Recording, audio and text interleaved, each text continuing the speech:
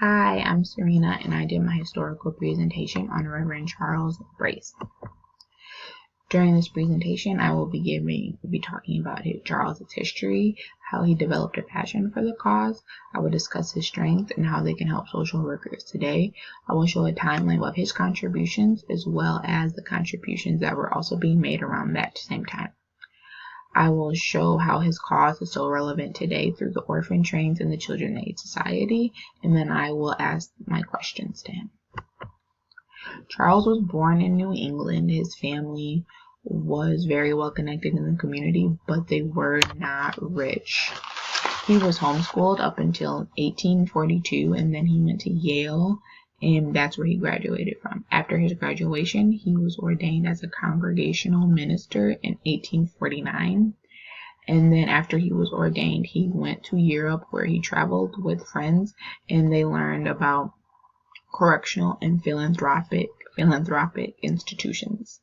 Throughout traveling, he realized that he had more of a calling towards the missionary work than he did the congregational work, and that is when he returned home to the United States and became an assistant to Reverend Lewis Peace, a Methodist director at Five Points Mission. He knew about Five Points Mission because he volunteered there throughout his schooling.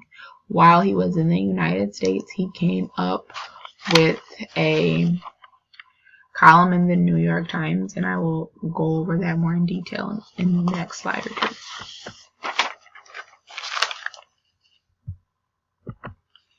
His passion for the cause. While he was working with Peace in New York City, they seen a lot of children on the streets, and it affected them. Well, they were seeing children and adults on the streets, and they attempted by working with adults, but they both believed that adults were poisoned with poverty, so they focused on the children who they believed had more of a hope for a change. He created the column in the New York Times, and he called it Walks Among the New York Poor, where he talked about the poor to the middle class people. He really wanted to educate people on poverty and the people in the community that most of them they were just ignoring and not treating as people. He wanted to educate people on them. His strengths. The strengths that I believe he had were putting people first, ignoring the critics, seeing the greater picture, knowing to connect with different people, and standing up for what he believed in. I personally believe that these are all great strengths for him to have, because if he would have just let everybody, when people were telling him that his stuff, when they were pointing out the flaws in his things, if he would have just listened to what they said, then things would not be how they are today without his work. How they can help social workers today is always seeing the worth in a person. As a social worker, you have to look past somebody's situation and know that they value still, and that even though they're going through something that you might not agree with, they still have worth. And he always saw the worth in the people. Like with the children, he really wanted to help them and build their lives to make them better.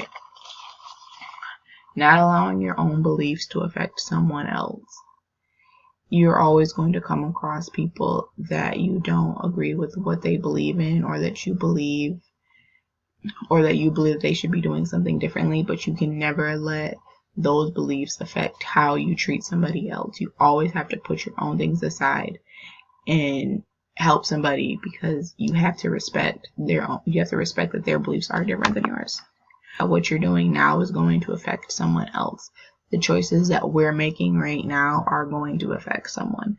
So if we're with Charles, when he's seen the children on the streets, if he would have just ignored them completely, then who knows how long it would have taken somebody else to say, hey, let's help these kids and let's figure out a way to get them off of the streets and get them into schools or into better families.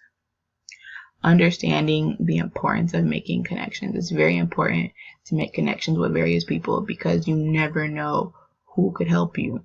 you never know what their knowledge is and how they might be able to contribute to something that you're working on. Like, you could be working on making something better for a certain population, and if you just focus it all on yourself, then you could be missing a very big opportunity by connecting with people. This is a timeline. In 1816, the New York City Prevention of Poverty Act was established. In 1842, the Massachusetts limits the days.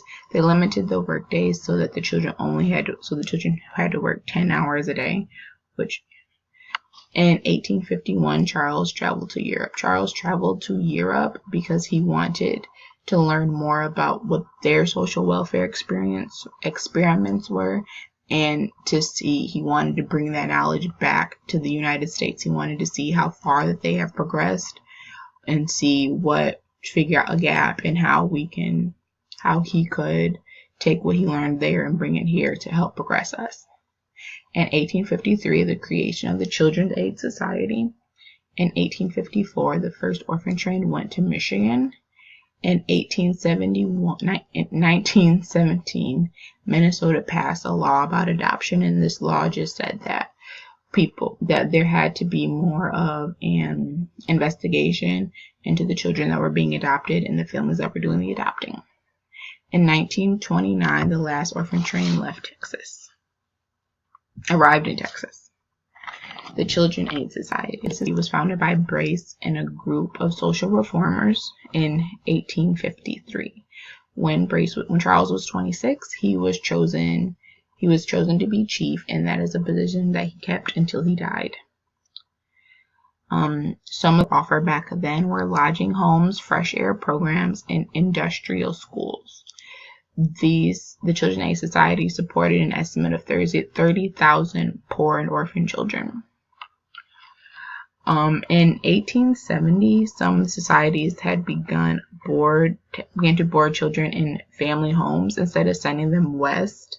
They started to do this because they were learning that the trauma that the children were going through, because they were essentially taking the children from New York and just finding a home for them, and that home could have been hundreds and thousands of miles away from their family. So the children were experiencing a lot of trauma. Services that are provided now. There are so many services that are provided now, and in New York, the way that they break it down is where you live at. So like it goes where you live at in your age group. So in the Bronx, they're going to have different programs than Harlem would. But some of the programs that I found are after school activities, team sports, behavioral health services, counseling, creative arts and dance, and deaf and hard of hearing services. The orphan trains.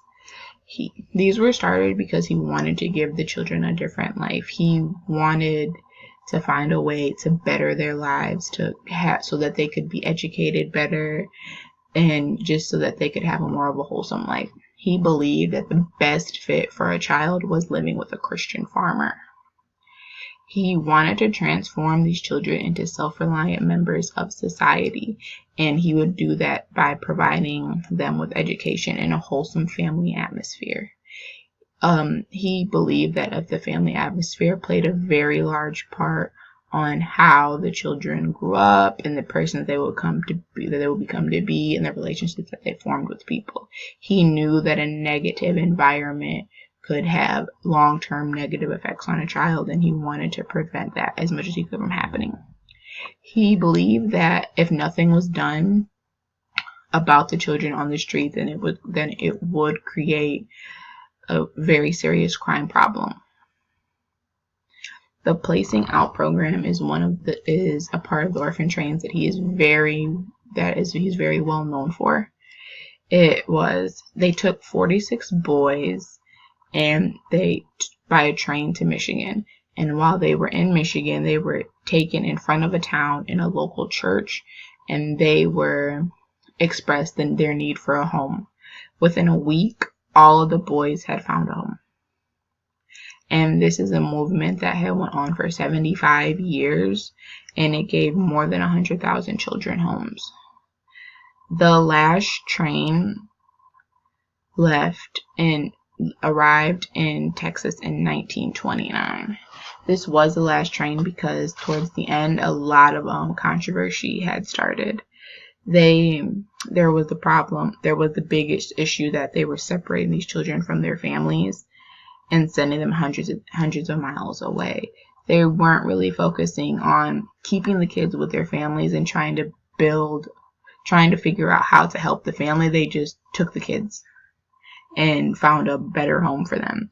But then not all of the kids that they were placing in these homes were ending up in good homes. There was still abuse happening, and the kids ended up being more traumatized. Some critics in New York also complained that they were using the orphanage trains as a way to get delinquent children out of New York and placing them in another state. So it was lowering the amount of children on the street in New York, but just raising the amount of children on the streets in a different state. And he's also thought that these orphanage trains were being used as a way to convert Catholic children by placing them in Protestant homes.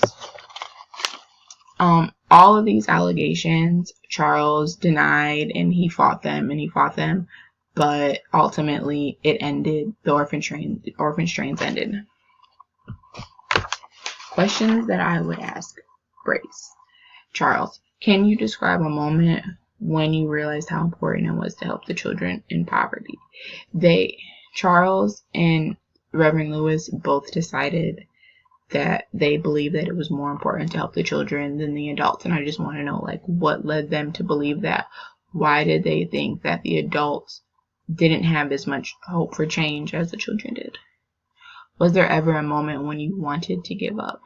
We all face moments where what we're doing is just becoming so hard and it's taking so much of our energy.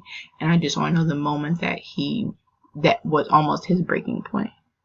Were there any difficulties you faced when trying to place these children in homes? I know that there's going to be difficulties that he was going to face trying to place these children, but I just want to know what the biggest difficulty he found was.